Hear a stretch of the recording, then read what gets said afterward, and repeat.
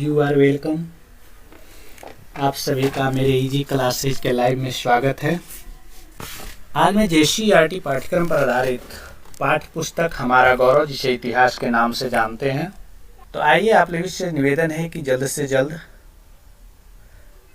हमारे चैनल से जुड़े, लाइव से जुड़े और इस लाइव को ज़्यादा से ज़्यादा शेयर करें। सोनाक्षी अपने दादाजी के साथ जो है सो मेले घूमने गई थी। मेले में वह झूले पर चढ़ी और मेले में जब झूले के ऊपर चढ़ी तो देखती है कि आसपास बहुत सारे मकान हैं। बहुत सारे मकान हैं। उस मकान को देखकर बहुत सारे लोग हैं। उसके मन में एक बात आया और वह सोचने लगी कि क्या लोग हमेशा से ऐसे ही रहते थे। वह वहाँ सोच रही थी। इन सभी बातों को जब वह झूले से नीचे उतरी तो वह दादाजी से प्रश्न किया। दादाजी से क्या प्रश्न किया कि दादाजी बताइए कि हमेशा की तरह लोग जो हैं सो एक साथ रहते थे। तब दादाजी ने बताया, जो बताया हम इस चैप्टर में चर्चा करने वाले हैं। तो दादाजी ने बताया कि प्राचीन काल में मनुष्य जब पृथ्वी पर आया होगा तो उस समय उसका अपना कोई समाज नहीं था। वह अपने भोजन की खोज में इधर उधर भटकता रहता था। लोग खाने के लिए वो लोग जंगली जानवर को शिकार किया करते थे, मछलियाँ पकड़ते थे, चिड़ियाँ पकड़ते थे, फल फूल कंदमूल दाना पौधे पतिया अंडा इकट्ठा किया करते थे। हमारे उपमहाद्वीप जैसे गर्म प्रदेश में पेड़ पौधों के अनगिनत प्रजातियाँ मिला करते थे, अभी भी मिलती है। इसलिए हर मौसम में पेड़ पौधों से मिलने वाले खाद्य पदार्थ भोजन के महत्वपूर्ण स्रोत थे। लेकिन ये बताइए कि क्या ये कर पाना संभव था? कमेंट बॉक्स में लिखें। आसान काम नहीं था। पेड़ पौधों से खाना जुटाने के लिए उन्हें यह जानना सबसे पहले जरूरी ये था कि क्या वो जो भोजन है, क्या वो फल है, वो फल विषैला है या शरीर के लिए लाभदायक है। ऐसे कई जानवर हैं जो हमसे ज़्यादा तेज भागते हैं, हमसे ज़्यादा ताकतवर भी होते हैं, तो उन्हें जानवरों को पकड़ने के लिए सतर्क रहना, जागरूकता रहना और तेज होना पड़ता होगा। तो आज हम उन लोगों को जो भोजन के लिए इधर से उधर भटकते रहते थे, एक जगह से दूसरी जगह तक जाया करते थे, आज उन्हें हम क्या कहते हैं? आखेटक कहते हैं। क्या कहते हैं? आखेटक कहते हैं। याद रखिएगा, आखेटक या खाद्य संग्राहक कहते हैं। जो लोग एक जगह से दूसरी जगह तक जाया करते थे उसे क्या कहते थे? आखेटक या खाद्य संग्राहक। अब आखेटक या शिकारी यानी खाद्य संग्राहक जो होते थे वो एक जगह से दूसरी जगह पर घूमते रहते थे। क्या उनका शौक था या मजबूरी? कमेंट बॉक्स में लिखिए और लाइव को थोड़ा शेयर कीजिए, ज़्यादा से ज़्यादा शेयर करें। तो आखेटक या शिकारी समुदाय के लोगों के दूसरी जगह पर घूमते रहने के पीछे अनेक कारण थे, मजबूरी थी। पहला कारण था कि एक जगह पर ज़्यादा दिन तक जब वो रहते थे तो रहते रहते हुए आसपास के जितने भी पेड़ पौधे होते थे उसके फल फूल खा जाते थे, जानवरों को शिकार करके खा जाया करते थे, इस तरह से समाप्त हो जाता था, तो दूसरी जगह जाना पड़ता था। दूसरा कारण है जानवर भी अपने भोजन के लिए जगह बदलते थे, तो जानवर के शिकार करने के लिए भी उनके पीछे पीछे दूसरी जगह जाना पड़ता था। तीसरा, अलग अलग स्थान पर अलग अलग जो है से लोग मौसम में पेड़ पौधे पर फल फूल उगा करते थे, इसलिए जहाँ फल फूल मिलता था वो उसको पाने के लिए जाना पड़ता था।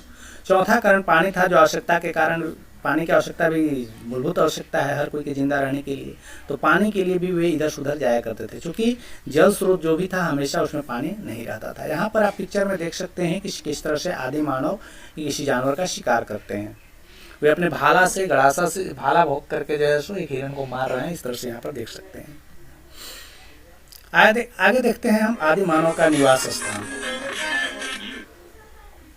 आदि मानव आखिर रहते कहाँ थे? तो आदि मानव जो है सो गुफा में रहते थे, कंदरा में रहते थे, नदी और झील के किनारे में रहते थे, क्योंकि उनका अवशेष वहाँ पे मिला है, गुफा में मिला है, कंदरा मिला है, नदी और झील। क्योंकि हम लोग आदि मानव के बारे में जानकारी अवशेष से ही प्राप्त करते हैं।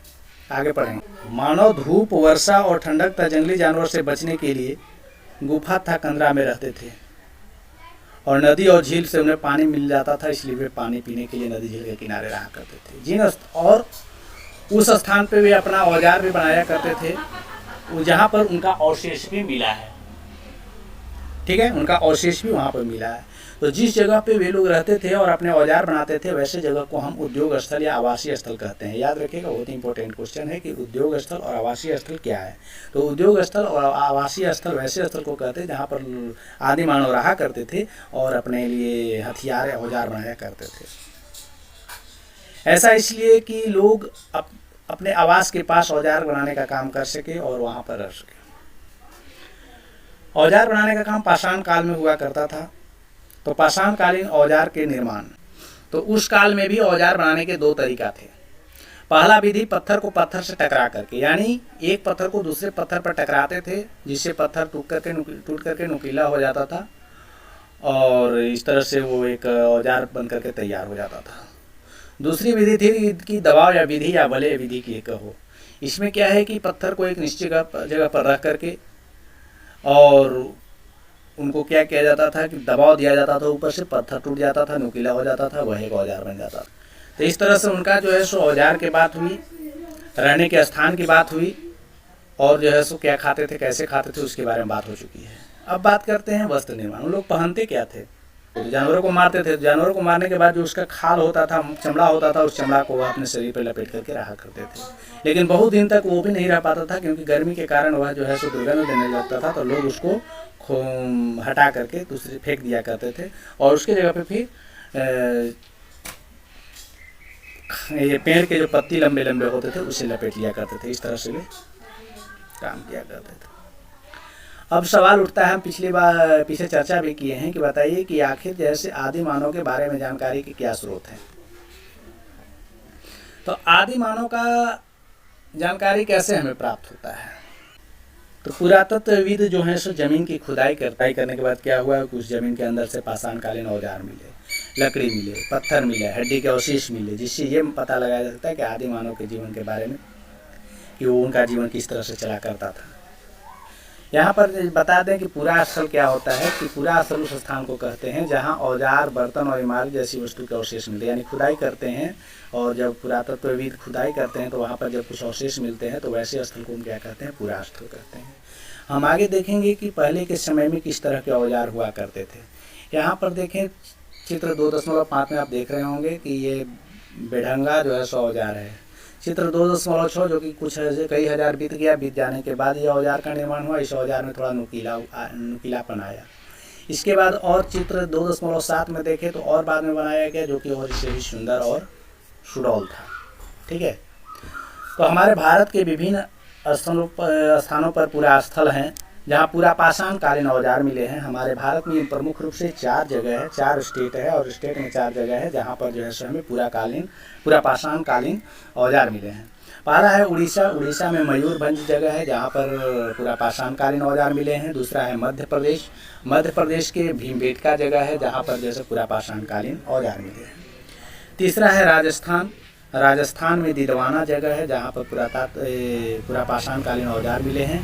और गुजरात है। गुजरात में हिरान घाटी है जहाँ पर पूरा पाषाणकालीन औजार मिले हैं।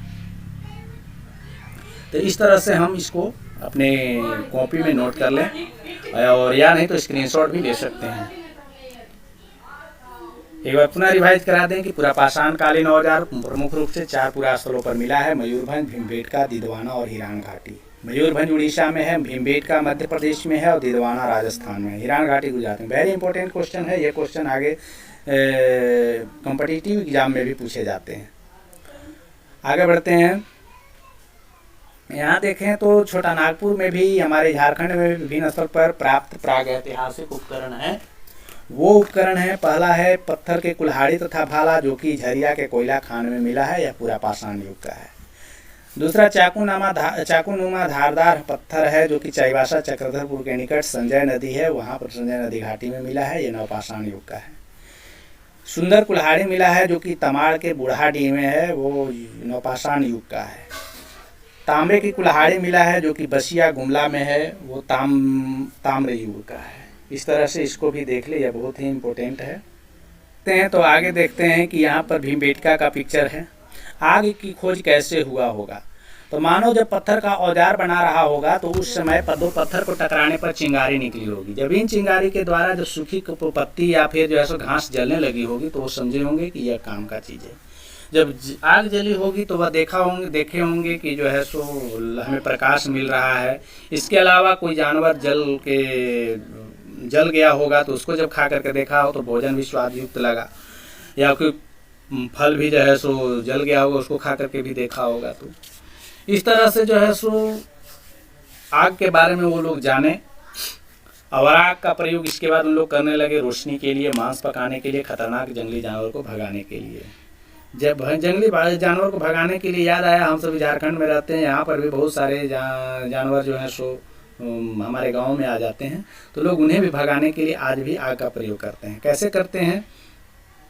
तो जो भी हाथी या जंगली सुअर जब हमारे यहाँ आ जाते हैं तो हम क्या करते हैं कि बांस या लकड़ी का जो है उस पर कपड़े बांध देते हैं, और कपड़े बांधने के बाद उसका मिट्टी तेल छिड़क करके, किरासन तेल, और उस पर आग लगाते हैं। जब उसको आग लगाते हैं तो इसको लुगारी या क्या पता नहीं क्या बोलते हैं, इस तरह जंगली जानवर जो है सो आग दे करके भाग जाते हैं। यह अक्सर इसका प्रयोग सारंडा, सीली, तोपचाची और टुंडी आदि क्षेत्र में देखने को मिलता है। एक चीज़ बता दें कि प्राचीन काल में आग जलाने के लिए चकमक पत्थर का प्रयोग होता है। वेरी इंपॉर्टेंट क्वेश्चन है कि प्राचीन काल में आग जलाने के लिए किस पत्थर का प्रयोग होता था? तो चकमक पत्थर का प्रयोग होता है। तो इसको एकदम याद रखिएगा, ये कहीं मिलेगा नहीं, लेकिन बहुत ही इंपॉर्टेंट क्वेश्चन है। इस तरह से विद्यार्थियों, आज हम इतना ही लाइव में रहेंगे। आज पहला दिन है, फिर मिलेंगे नेक्स्ट डे।